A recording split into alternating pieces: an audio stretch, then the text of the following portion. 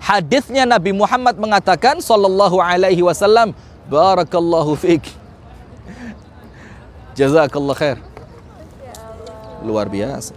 Awas ya belakangnya dimintain duit ntar ya. Pokoknya kalau dimintain duit nanti insya Allah Tanur yang bayar. Udah begini.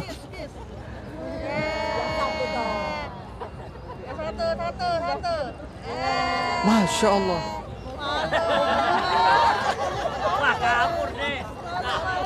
Coba nggak dicium, dia bagi semua tadi. Baik, udah habis ya. Nomor 1, jaga apa? Sholat. Tidak ada cerita orang akan selamat tanpa sholat. Tidak ada ceritanya. Anda bilang, oh tetangga saya baik Ustadz, orangnya dermawan, murah senyum. Kalau ada tetangganya kesusahan, dia mesti memberikan hiburan.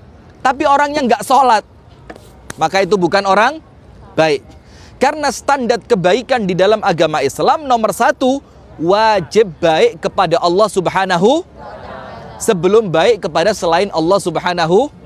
Maka ada hablum minallah, hablum minannas. Nomor 1, hablum minallah dulu harus baik. Nah, sekarang lihat hadisnya. Awwalu ma yuhasabu bihil abdu yaumal qiyamati salatuhu. Amalan pertama yang akan dihisab oleh Allah nanti di hari kiamat adalah salat.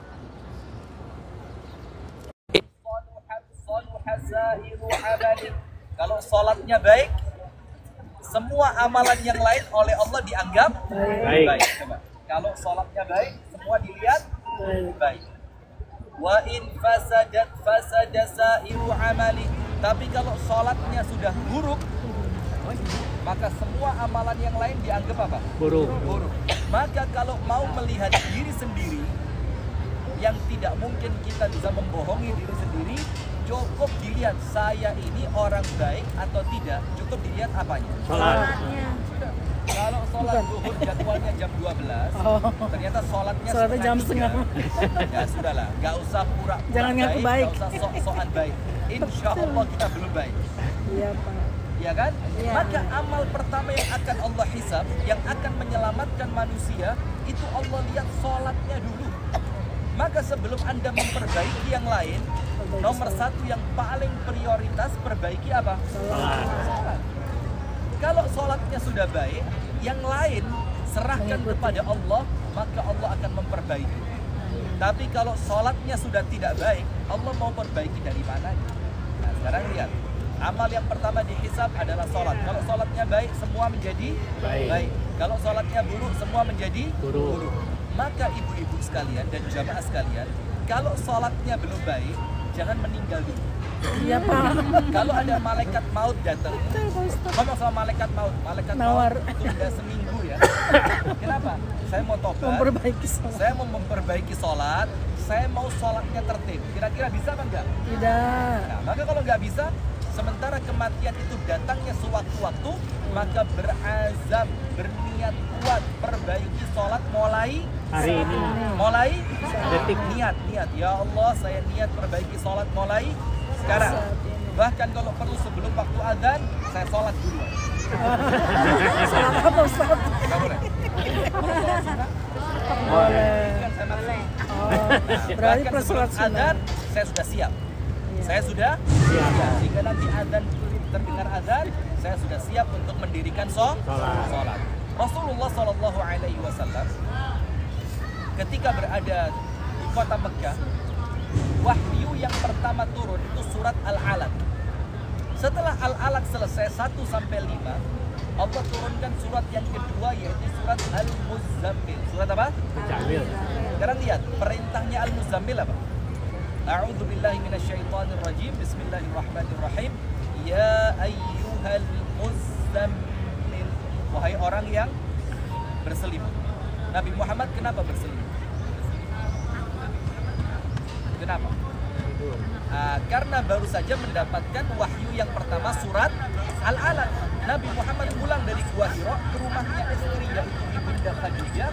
Sampai rumah Ibunda Khadijah, Nabi Muhammad bilang apa? Zamini, tolong saya diselimuti. Karena Rasulullah merasa menggigil. Maka sama Ibunda Khadijah diselimuti. Itu loh perempuan. Kalau suami minta apa, jangan protes dulu, kasih dulu. Rasulullah SAW pulang dari Gua Hira ketakutan, panik, dalam keadaan demam dan menggigil. Ibunda Khadijah tidak banyak tanya, dari mana? Kenapa jadi begini? Tuh kan, kalau udah sakit aja pulang. Kalau saya, nah, tidak pakai. Rasulullah masuk. Kenapa ketawa? Ibu-ibu banget ya? Begitu. Curhatnya jangan di sini nanti. Subhanallah. Maka Ibunda Khadijah langsung memberikan ketenangan. Langsung diambil selimutnya, dikasih selimut. Nah, ketika Nabi Muhammad berselimut, baru Allah turunkan Al-Muzammil. Ya ayyuhal muzammil. Wahai orang yang sedang berselimut. Apa Allah firmankan? Qumil laila illa qalila. Bangun, sholatlah. Bayangin. Perintah pertama disuruh apa? Sholat. Nisfahu awin qus minhu qalila. Separuh malam, kalau tidak kuat, kurangi. Auzid alaihi, tapi kalau kamu kuat, tambahkan. Setelah perintah sholat apa? Warattilil qur'ana tartila. Bacalah Quran dengan tartil. Pertanyaannya sekarang, kenapa Allah perintahkan Nabi Muhammad untuk sholat? Jawabannya adalah ayat berikutnya. Inna sanulqi alaika qawlan thaqila. Karena sebentar lagi engkau akan mendapatkan tugas yang sangat berat. Berarti treatment dari Allah. Treatment ngerti ya? Treatment ngerti? Cara, metode, bagaimana Allah melatih agar tugas yang berat ini selesai dengan sempurna.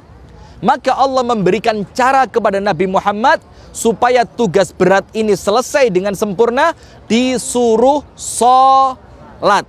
Berarti sholat ini jamaah, ini meringankan tugas. Sekarang lihat, Ibunda Aisyah mengatakan tentang Nabi Muhammad sallallahu alaihi wasallam, kana sallallahu alaihi wasallam idza hazabahu amrun fazi'a ila sholat.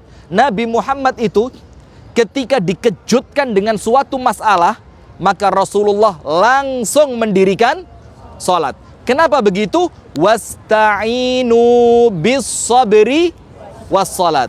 Tariklah pertolongan Allah dengan sabar dan sholat. Maka orang yang senantiasa mendirikan sholat, dialah orang yang hidupnya paling tenang, urusannya selalu beres, dan apa yang dia lakukan senantiasa berhasil. Maka nomor satu, kalau kepingin selamat dunia sampai akhirat, hafiz ala sholatik, jagalah sholatmu. Nah, khusus untuk perempuan. Sampai perempuan itu kata Nabi Muhammad SAW, untuk bisa masuk surga lewat pintu manapun yang dia inginkan, itu syaratnya mudah. Al-mar'atu idza shallat khamsaha, sholat 5 waktunya tertib. Bahkan kalau Anda malas, tidak perlu sholat sunnah. Cukup sholat yang wajib, tapi tertib. Wa shamat syahraha, puasa di bulan Ramadan. Nggak perlu Senin Kamis. Puasa Daud, Ayyamul Bid, puasa Arafah, puasa Asyura. Kalau Anda malas, nggak perlu. Cukup puasa di bulan Ramadan. Wa hafizat farjaha, dia menjaga kemaluannya. Yang keempat, wa ata'at ba'laha, nurut sama suami. Satu, dengerin. Satu, sholat, insya Allah mudah. 2, puasa, insya Allah mudah. Yang ketiga, menjaga kehormatan, insya Allah bisa. Yang keempat, taat, nurut, patuh, tidak pakai protes kepada suami.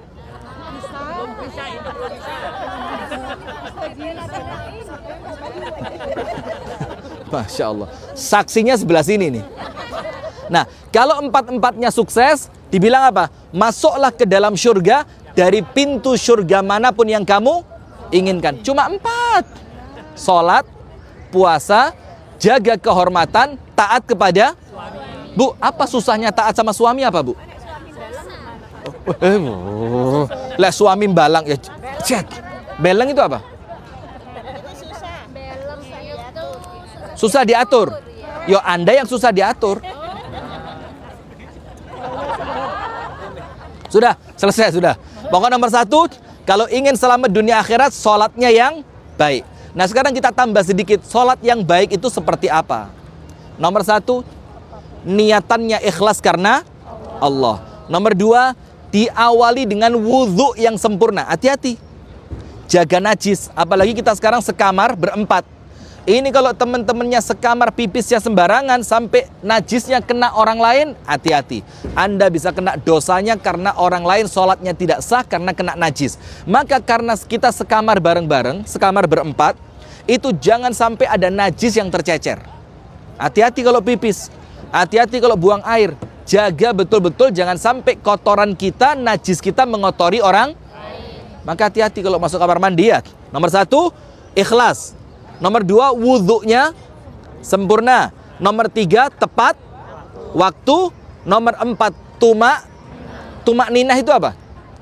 Tenang, tidak tergesa-gesa. Nomor lima, khusyuk. Khusyuk itu apa? Hatinya ikut di dalam sholat. Jadi yang sholat bukan cuma fisiknya tapi hatinya. Sip. Nomor satu, jagalah sholat. Kalau sholatnya sudah tertib, nomor dua, nomor tiga, nomor empat, gampang. Nomor dua, nomor tiga, nomor empat apa? Gampang. Nomor satu dulu apa? Jadi itu jadi poin utama. Sholatnya yang baik, sholatnya yang tertib. Karena yang pertama kali Allah hisab adalah sholat. Masuk alam kubur, bahagia atau sengsara tergantung sholat. Sip. Sekarang nomor dua, apa amalan kedua? Apa? Puasa? Berat. Nomor satu sholat. Nomor dua, Iqra'il Qur'an. Kok ngerti bahasa Arab ya? Masya Allah. Baru 2 hari di Medina udah ngerti bahasa Arab loh. Luar biasa. Panjenengan kita tinggal sebulan di sini, Masya Allah. Pulang jadi ustazah. Pulang jadi saingannya Mama Dede ini. Curhat dong, Ma. Sudah. Nomor dua, Iqra'il Qur'an walau ayah. Bacalah Al-Quran setiap hari walaupun cuma 1 ayat. Istiqomah. Walaupun cuma berapa? 1 ayat. Kenapa begitu? Begini, disebutkan oleh para ulama, termasuk di dalamnya Imam Nawawi. Apa dikatakan? Man lam yaqra'il Qur'an fahuwa aqta. Barang siapa yang tidak membaca Al-Quran, maka dia terputus dari pertolongannya Allah. Artinya tidak membaca Al-Quran apa? Dalam waktu kurun 24 jam tidak membuka Al-Quran sedikit pun. Siapa orangnya? Angkat tangan. Ngaku lo ya, masjid lo ini. Masjid Nabawi lo ini. Ayo ngaku, angkat tangan. Yang gak ngaji belas. Jangan bongkar aib ya. Sudah. Nah maka dikatakan oleh para ulama, man lam yaqra'il Qur'an fahuwa aqta. Orang yang tidak membaca Al-Quran, dia terputus dari rahmat dan pertolongan Allah. Nah, kenapa Al-Quran itu penting? Sekarang lihat jamaah sekalian. Al-Quran ini penting. Oleh Nabi Muhammad dikatakan, Iqra'ul Qur'an. Bacalah Al-Quran. Kenapa ya Rasul engkau perintahkan kami untuk membaca Al-Quran? Fa innahu ya'ti yaumal qiyamati syafi'an li ashabi. Karena Al-Quran itu kelak akan datang di hari kiamat ke hadapan Allah memberi syafaat. Kepada siapa? Kepada orang yang istiqomah membacanya. Jadi ketika orang yang istiqomah membaca Al-Quran, ternyata orang itu dosanya banyak. Akhirnya seharusnya dia masuk ke dalam api neraka. Na'udzubillah min. Ternyata dia walaupun dosanya banyak, dia akrab dengan Al-Quran. Dia dengan Al-Quran bestian dia. Bestinya apa? Al-Quran. Maka ketika Allah memutuskan dia masuk neraka, Al-Quran gak terima.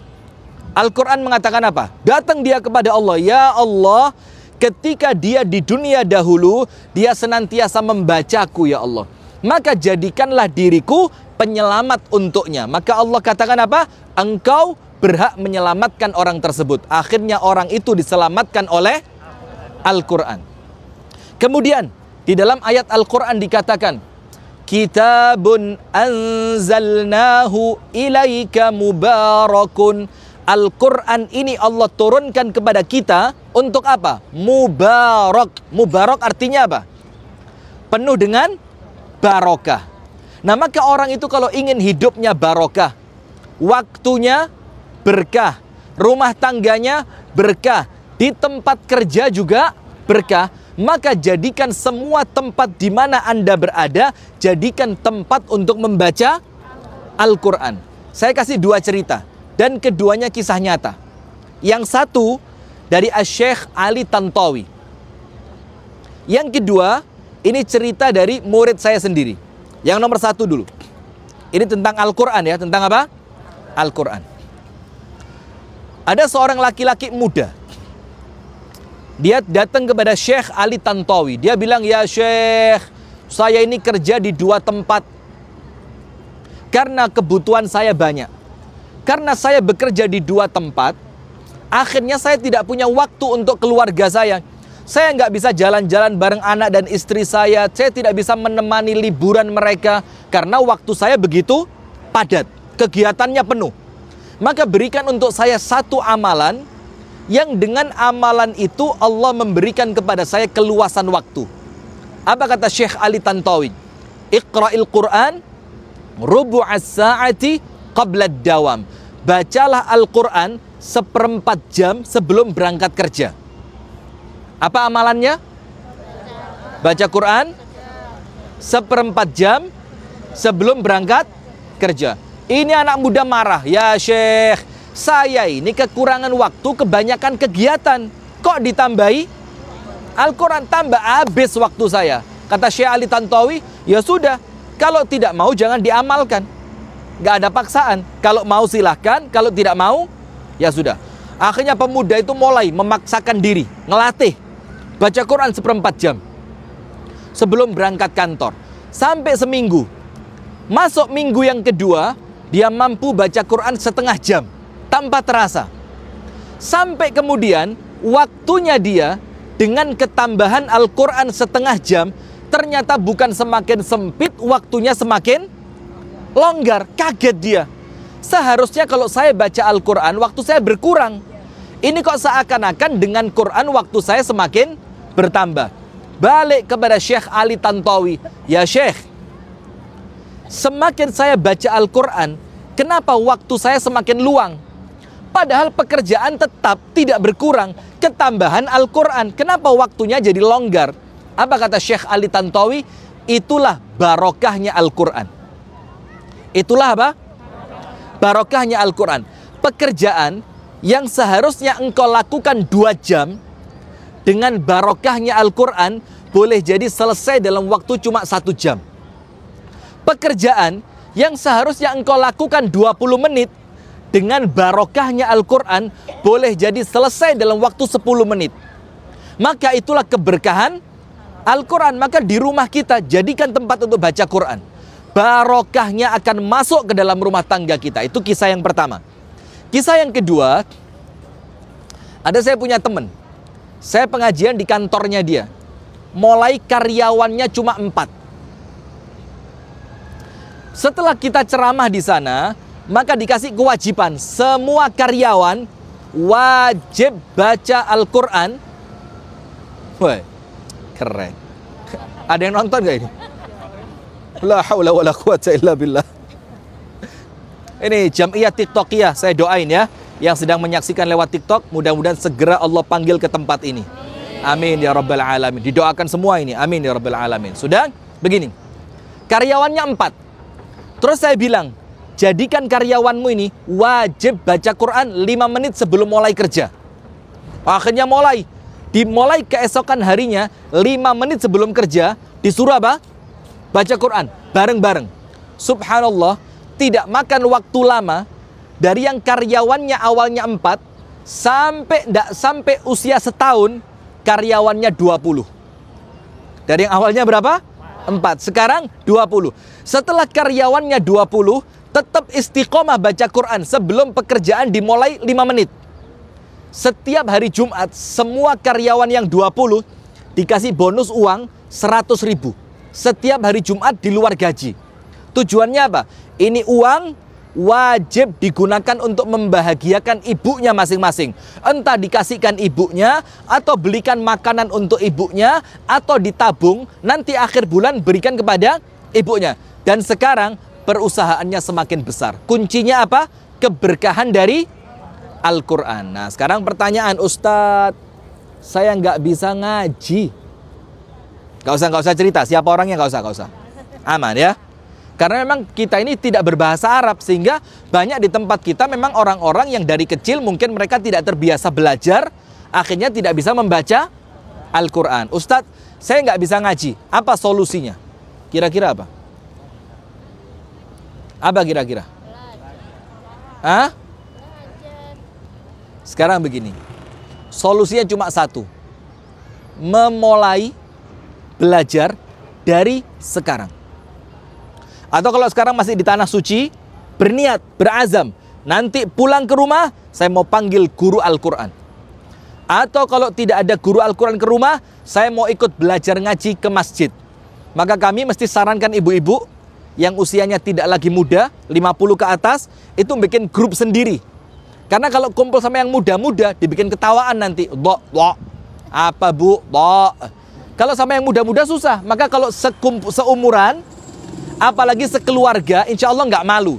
Kenapa begitu? Rasulullah mengingatkan, khairukum man ta'allamal qur'ana wa 'allamahu. Orang yang paling baik di antara kalian adalah mereka yang mau belajar Al-Quran dan yang mau mengajarkan Al-Quran. Tidak disebut usianya berapa. Dan kalaupun Anda belajar dan qadarullah gak pinter-pinter, jangan khawatir. Sampai Anda meninggal, maka Anda meninggal dalam keadaan masih belajar Al-Quran, maka Anda dianggap sahibul Quran.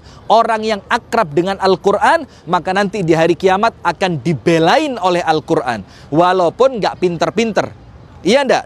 Nah maka itulah kenapa saking pentingnya Al-Quran ini, sampai yang membaca dalam keadaan terbata-bata. Itu Allah nggak kasih dosa buat dia. Walaupun bacaannya salah. Tapi Allah malah mengapresiasi, dikasih pahalanya double. Hadisnya mengatakan, Rasulullah SAW bersabda, "Alladzi yaqra'ul Qur'an wa huwa mahirun bih ma'as safaratil kiramil bararah." Orang yang bacaan Qur'annya bagus. Seperti siapa? Nah ini, sebelah sini bagus semua ini. Yang sebelah sini belum tentu. Ini yang Anda lihat sebelah sini, Bu. Ini yang bacaan Qur'annya bagus semua ini. Nanti kita tes satu-satu. Nah, orang yang baca Al-Quran dan bacaannya bagus, bangkit dari kuburan, krak. Langsung apa? Dikumpulkan bareng malaikat-malaikatnya Allah. Bayangin, kalau bacaannya bagus. Tapi jangan kecil hati. Walladzi yaqra'ul Qur'an wa huwa syaqun 'alaihi wa yatata'ta' falahu ajrani. Orang yang baca Quran, bacaannya berat, susah bacanya. Dan kalaupun membaca, bacaannya terbata-bata. Karena dia nggak lancar. Apa Allah katakan? Apa Rasul katakan? Allah memberikan kepadanya 2 pahala, double. Jadi misalkan alif lam mim, untuk orang yang bacaannya lancar pahalanya 30, alif 10 kebaikan, lam 10 kebaikan, mim 10 kebaikan. Untuk yang tidak lancar dapatnya 60. Kalau lancar berapa? 30. Kalau lancar 30. Kalau nggak lancar 60. Pilih 60 apa 30? Hah? Mau 60 apa 30? Ya, maksudnya supaya yang tidak bisa baca Quran tidak kecil hati. Walaupun bacaannya terbata-bata, mungkin sedikit ada salah, tapi selama dia punya niat dan semangat, Allah mengapresiasi dia, Allah beri 2 pahala. Maka ingat, apa pentingnya Al-Quran? Nomor 1, karena Al-Quran adalah pemberi syafaat kelak pada hari. Nomor 2, kita perlu menarik barokah. Dan barokah yang paling besar adalah keberkahan dari Al-Quran. Amalan kedua, bacalah Quran walaupun cuma 1 ayat seperti apa? Yasin. Berapa ayat? Atau alif lam 1 ayat. Atau yang lain qaf berapa ayat? Tapi keterlaluan ya. Maka bacalah, baca Quran. Amal ketiga. Amal nomor 1 tadi apa? Salat. Salatnya yang tertib. Nomor 2, setiap hari. Walaupun cuma 1. Sekarang begini, Ustadz, saya sibuk. Saya apa? Gak bisa baca? Gak ada waktu buat baca? Ingat, untuk orang yang mengatakan sibuk tidak punya kesempatan untuk bisa membaca Al-Quran, kemungkinannya cuma 2. Nomor 1, salah prioritas. Nomor 1 apa? Salah prioritas. Dia tidak memprioritaskan Al-Quran sehingga dia tidak punya waktu untuk Al-Quran. Coba dia nge-gym, ada waktu. Kerja, ada waktu. Makan, ada waktu. Istirahat, punya waktu. Kenapa untuk Al-Quran tidak punya waktu? Salah prioritas. Kemungkinan kedua, karena memang orang tersebut tidak pantas mendapatkan kebaikannya Al-Quran. Memang dia tidak pantas. Maka karena tidak pantas mendapatkan kebaikannya Al-Quran, maka oleh Allah dia dihindarkan dari Al-Quran. Sip. Amal nomor 3. Nomor 1, sholat. Nomor 2, baca. Nomor 3, aktsir minal istighfar. Perbanyak baca. Sekarang, banyak itu berapa? Jumlah. Kok fulus? Berapa? Banyak itu berapa? Lebih dari 100? Kurang. 1000? Overdosis.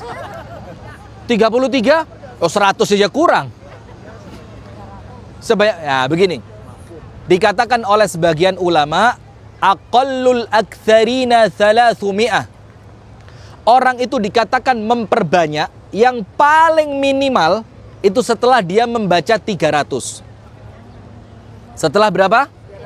Yang paling minim orang itu dikatakan memperbanyak setelah dia membaca. Sekarang ada alat itu kan? Coba, nah itu seperti itu. Gak pengen ngasih hadiah saya gitu? Coba, sekarang kan ada alat untuk menghitungkan tik, tik, tik, tik, tik. Atau kalau enggak masalah pakai butiran tasbih ya. Sip, kita cepet-cepet mau dibersihin lagi. Sip, amalan ketiga, banyak baca istighfar. Dikatakan oleh Nabi Muhammad, orang yang banyak membaca istighfar, Allah beri minimal 3. Nomor 1, ja'alallahu lahu min kulli hammin faraja. Sedihnya hilang. Sedihnya apa? Hilang. Nomor 2, wa min kulli dhiqin makhraja. Kesempitan hidupnya Allah hilangkan. Hidupnya jadi lapang. Nomor 3, ibu-ibu suka ini.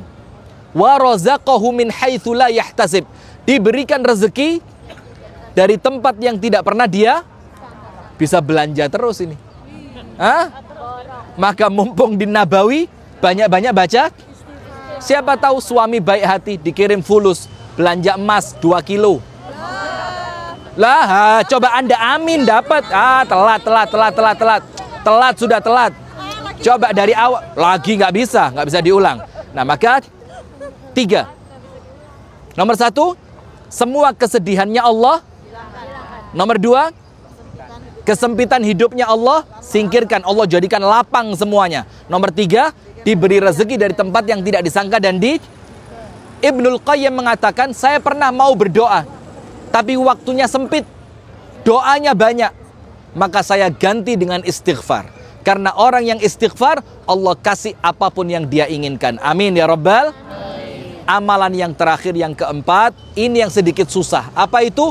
La tazlim ahadan. Jangan zalim kepada siapapun. Apa nomor 4? Ini yang agak susah ini. Kenapa? Karena kalau dosa antara kita dengan Allah, insya Allah mengampuninya gampang. Karena Allah itu maha. Tapi kalau dosa sesama manusia, tidak akan Allah ampuni sampai orang yang bersangkutan memaafkan. Maka berapa amalannya, Bu? Nomor 1. Nomor 2. Nomor 1, sholatnya yang tertib. Nomor 2, baca Al-Quran istiqomah walaupun cuma 1. Nomor 3, perbanyak baca minimal berapa? Nomor 4, jangan zalim kepada siapapun. Karena apabila kita tidak zalim kepada siapapun, dosa antara kita dengan Allah insya Allah mudah diampuni. Yang penting mau tobat, tobatnya sungguh-sungguh, tidak bermain-main, sama Allah pasti diampuni. Tapi kalau dosa sesama manusia, coba misalkan apa? Gosipin ustadz.